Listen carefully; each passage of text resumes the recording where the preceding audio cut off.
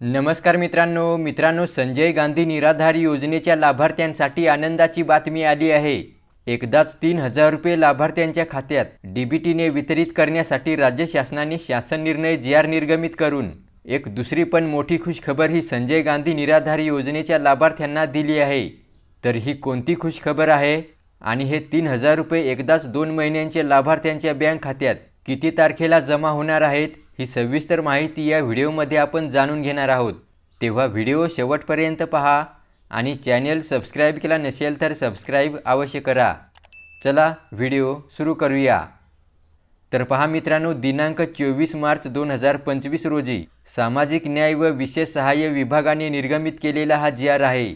तर खाली शासन निर्णय काय आहे पहा। राज्य पुरस्कृत संजय गांधी निराधार अनुदान योजना व श्रावणबाळ सेवा राज्य निवृत्ती वेतन योजना या योजनेतील लाभार्थ्यांना माहे डिसेंबर 2024 पासून अर्थसहाय्याचे वितरण हे डीबीटी पोर्टलद्वारे करण्यात येत आहे। तर या संजय गांधी निराधार अनुदान योजना व श्रावणबाळ सेवा राज्य निवृत्ती वेतन योजना त्याचबरोबर केंद्र पुरस्कृत इतर योजना या योजनेतील लाभार्थ्यांना माहे ऑक्टोबर व नोव्हेंबर 2024 चे अर्थसहाय्य डीबीटीद्वारे थेट त्यांच्या बँक खात्यात जमा करण्यासाठी मान्यता देण्यात आली आहे। तर अशा प्रकारे मित्रांनो, ज्या लाभार्थ्यांना मागे ऑक्टोबर व नोव्हेंबर 2024 या 2 महिन्यांचे निराधार पेन्शन मिळालेले नव्हते त्या सर्व लाभार्थ्यांना त्या 2 महिन्यांचे पैसे अर्थात 3,000 रुपये डीबीटीने बँक खात्यात वितरित करण्यास या ठिकाणी मंजुरी मिळाली आहे। त्याच्यानंतर मित्रांनो राहिला दुसरा विषय, नेमकं किती तारखेला या 2 महिन्यांचे 3,000 रुपये खात्यात जमा होणार।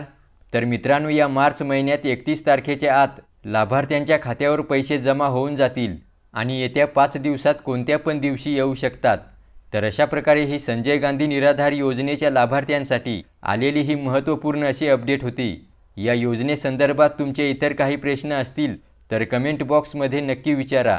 व्हिडिओला लाईक करा आणि चॅनल सबस्क्राइब केला नसेल तर सबस्क्राइब अवश्य करा। धन्यवाद।